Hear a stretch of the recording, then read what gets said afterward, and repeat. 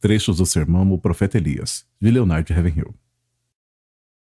E eles lhe disseram: era um homem peludo e com os lombos cingidos de um cinto de couro. Então disse ele: é Elias, o tisbita. Hoje em dia, nossos profetas usam ternos da Brooks Brothers e fazem o penteado com, como se chama mesmo? Com secador. E eles usam aqueles anéis enormes e tem todo o estrelismo. E eis aqui um homenzinho que fez uma nação inteira tremer. Eu fico um pouco hostil com diáconos e pastores sempre se lamentando e reclamando das escolas bíblicas. Mas eu vou na casa deles e nunca vejo a Bíblia aberta nem uma vez por semana. E alguns de vocês vêm de casa de pastores, eles não pegam a Bíblia todos os dias para ler na mesa, não é mesmo? Então por que jogar pedra nos russos ou qualquer outro? O juízo deve começar na casa de Deus. Como diz uma antiga canção, não é meu irmão, não é minha irmã, sou eu, Deus, que preciso orar. Mas atualmente a maioria dos pregadores são estúpidos. Eles conseguem fazer piadas pouco antes de ir pregar. Eu vou dizer o segredo de pregar, não que eu tenha encontrado, eu só redescobri na palavra de Deus. Isaías 66:2. Para este homem olharei, o que treme da minha palavra. E isso não significa que na primeira vez que você se levanta, você descobre que seus joelhos são bem amigos, batendo juntos. Não significa esse tipo de tremor, mas o tremor da incrível tarefa de representar um Deus santo no mundo profano. E então é Pedro que fala deles pregando com o Espírito Santo enviado do céu. Jesus era o Filho de Deus desde o momento em que ele deixou o ventre de sua mãe, mas ele não pregou antes de ser ungido. Ele se levantou e leu as Escrituras quando ele tinha 12 anos de idade na sinagoga, mas ele nunca pregou. Mas como esses caras ousam pregar só porque tem um pedaço de papel pregado na parede, com mais ou menos 10 por 18 polegadas de tamanho, dizendo que eles foram ordenados? Não há nenhum homem na terra que pode ordenar a outro homem para o ministério. Só há uma ordenação. As pessoas dizem às vezes, sabe, aqueles homens no cenáculo não foram ordenados. Mas é aí que você se engana. Eles foram ordenados sim. Porque Jesus diz em João 15:16, eu vos ordenei. Essa é a única ordenação, a ordenação das mãos furadas. Não a ordenação das mãos bem cuidadas, de unhas bem feitas, de um bispo ou outro qualquer. Não é incrível como 120 homens no cenáculo puderam virar uma cidade de cabeça para baixo? Eles viraram nação de pernas para o ar, e 4.000 pregadores se reúnem por 10 dias custando $5 milhões. E ninguém sequer percebeu que eles estiveram na cidade. Não tem lógica. Então aqui está a pergunta que você deve se fazer. Qual a diferença entre o batismo com o Espírito Santo de Atos 2 e o batismo com o Espírito Santo de hoje? Há uma discrepância terrível. Mas, obviamente, a igreja do Novo Testamento e a de hoje são duas coisas muito diferentes. E outra coisa, é bom ir à escola bíblica. Eu fui uma vez. Mas você pode aprender muito mais debaixo de uma árvore ou em algum lugar no campo com sua Bíblia e ouvindo a Deus, do que ouvindo a qualquer outro te dando tudo mastigado. Apenas estudar a sua Bíblia não te tornará um santo. Tem que penetrar na sua corrente sanguínea e percorrer por você. Você pode encher sua cabeça de conhecimento, e isso é bom. Você pode aprender hebraico e grego, o que é legal, mas não há nenhum substituto para um relacionamento pessoal com o próprio Deus. Vocês se lembram quando eles nomearam os sacerdotes no ritual antigo do Velho Testamento? E Deus disse, separe Arão e seus filhos para que eles ministrem a mim. Agora, quantos de vocês ministram ao Senhor hoje em dia? Não trabalhar para Ele, mas trabalhar com Ele. Não apenas falar para Ele, mas uma via de mão dupla, onde Ele fala de volta. Vou dizer algo, se você está diante de Deus, você nunca se ajoelha diante dos homens. O homem que esteve na presença do Deus Santo e Eterno nunca se curvará. Nunca será flexível. Ele entrega a palavra que Deus o deu. Vamos lá, agora me diga. Você gostaria de acordar de manhã e que Deus te dissesse, vá à Casa Branca o mais rápido que puder e diga ao presidente, Com todas as suas ocupações, nada é mais importante do que o que eu tenho a dizer. Eu estive com Deus e Ele me disse que vai virar a chave do céu assim e vai fechar o céu para não chover mais. Agora vamos. Você ama os Estados Unidos o suficiente para mandá-lo à falência? É melhor uma nação ir gorda para o inferno ou ir magra para o céu? Mas esses homens amavam tanto a Deus que eles se machucavam quando Deus se machucava. Eles não se machucavam só porque os vizinhos diziam: quando vamos ter mais comida? Quando os preços vão baixar? Quando a economia vai se recuperar? Quando a inflação vai diminuir? Quantos pregadores vocês acham que vão ao púlpito neste domingo dizer: escutem, os Estados Unidos passaram mais uma semana machucando a Deus, quebrando os seus mandamentos. Estamos violando os seus sábados. Estamos legalizando o aborto, estamos legalizando o homossexualismo.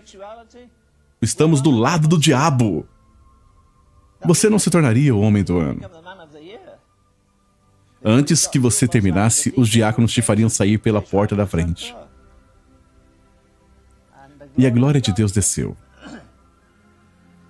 E numa noite ele disse: quantos de vocês creem que o Espírito Santo ainda é o mesmo? E que ele virá sobre as pessoas e quebrantará os corações? Venha até a frente. Milhares de pessoas foram até a frente. E ele disse: eu comecei a impor mãos e todos eles caíram no chão, mas eu nunca disse para eles fazerem isso. De repente alguém disse: oh, meus olhos foram abertos, eu posso ver. Oh, meus ouvidos foram abertos, eu posso ouvir. Oh, minha perna aleijada, eu posso senti-la. E eles começaram a pular e saltar, louvando ao Senhor. Sabe, não se faz isso em um culto decente. Só se faz isso em um culto indecente. Sabe, muitos de nós perderemos o status na primeira vez que o Espírito Santo descer num culto. Todos nós abandonaremos nossas críticas negativas também. Não é incrível como muitos pregadores acreditam na Bíblia de capa a capa até que realmente venha um miraculoso? Mas cristianismo que não é sobrenatural é superficial. Você não pode separar o sobrenatural deste santo e magnífico Deus que nós temos. Acho que uma coisa que me impressiona é como nossa memória é curta. Todos nós. Quão rapidamente esquecemos as misericórdias de Deus. Quão rápido esquecemos os juízos de Deus. Você pode levantar todas as estatísticas, mas em nome de Deus, por que não paramos de olhar para as dificuldades e não olhamos para Deus? Então eis aqui um homem, ele orou e o fogo caiu, ele orou e o povo caiu, ele orou e a chuva caiu. Você gostaria que ele fosse diácono na sua igreja? Sabe, nós temos muitos Acabes hoje em dia, mas pouquíssimos Elias. Talvez devêssemos mudar a pergunta, não, onde está o Deus de Elias? Mas sim, onde estão os Elias de Deus? Você acha que está preparado? Seja você um professor aqui ou um aluno para ouvir a voz de Deus dizer: escute, eu quero você saia e encontre uma caverna e fique lá 3 anos e meio até ouvir a minha voz. E em seguida você vem e se levanta diante de reis e governadores. Eu digo isso com todo respeito. Sabe, não é muito difícil fazer gravações e agitar as pessoas. Não é muito difícil escrever livros. Eu escrevo livros. Mas me diga, onde estão os homens que podem fazer cair fogo do céu hoje em dia? Qualquer um pode comprar nossas gravações. Quase todo dia as pessoas me perguntam: você está escrevendo outro livro? Você vai escrever algum livro sobre o trono do julgamento? Algum livro sobre adoração? Não precisa de muita coragem moral para sentar numa cadeira giratória, pegar minha Bíblia e anotar algumas referências e encontrar um monte de coisas acumuladas aqui na minha mente. Mas se eu encontrar Acabe pelo caminho? Aí um cara vai e deixa o machado voar, mas tem muita gente e ele não quer que ninguém perceba. Então ele tem que cortar a árvore com um cabo. Você acha ridículo, mas é isso que alguns de nós estamos fazendo. Você está tentando cortar a árvore com um cabo, apenas com o conhecimento da palavra de Deus. E não com unção. Onde você perdeu aquela unção e ternura que você tinha alguns anos atrás? De jeito nenhum. Você abandonou. Todo pregador aborda esse versículo do jeito errado. Você perdeu o primeiro amor. Não é isso que a Bíblia diz. Ela diz, você abandonou o primeiro amor. Onde você pode recuperar aquela ternura, aquela intimidade que você tinha com Deus? Onde você fez uma escolha? Talvez você começou a flertar com uma namorada e negligenciou o estudo da Bíblia e da oração. Ou foi jogar handball ou qualquer outra coisa. Handball é pecado? Sim, é pecado se você amar isso mais do que Deus. Agora, não é suficiente confessar. Há algo além de confessar. Que precisa ser não só arrependimento, que precisa ser, quando for possível, claro, nem sempre é possível, mas deve haver restituição. Sabe, você pode perder a acessibilidade com Deus mesmo na escola bíblica. Eu creio que metade dos motivos de não termos avivamento é por não reconstruirmos nossos altares, não reparamos. Você ainda assim tem que voltar diante de Deus em humilhação e lágrimas e reparar o altar que foi derrubado. Aqueles votos que você fez e não cumpriu. Talvez você fez algo do tipo, semana passada eu vou orar pelo menos 1 hora por dia. Eu vou estudar a Bíblia pelo menos 1 hora além das minhas atividades da escola. Eu vou dar mais do meu dinheiro, ou algo do tipo. Qualquer voto que você tenha feito, qualquer voto que eu tenha feito, devemos reparar o altar. Eu creio que é um segredo, reparar o altar que foi derrubado. Sabe, um dia de avivamento do Espírito Santo será melhor para todos nós do que 10 anos de escola bíblica. Quando o fogo cai, você não fica apenas ali confessando, mas nos prostramos diante de Deus. O povo diz, bem, isso não vai acontecer. Reconstrua o altar novamente. Que altar? Veja, apenas confessar não é suficiente. Hoje em dia, as 2 palavras menos populares do evangelismo, a primeira é arrependimento, mas a menos popular mesmo é restituição. Agora veja, se você colocou aquela moça em apuros e a abandonou, volte lá e dê algum dinheiro a ela e lhe tire dos apuros. Se você roubou algum dinheiro do seu chefe, vá e lhe restitua. Se você fez algum voto com Deus, eu vou orar hoje, algumas horas ou minutos, e não cumpriu, você não pode enganar a Deus. Você está enganando a si mesmo. Não diga, não estou crescendo em graça. Eu não pareço estar crescendo ou ficando mais forte. E por que você deveria estar? Mas a pomba não come nada morto, nada imundo. Ela nem sequer coloca seus pezinhos nisto.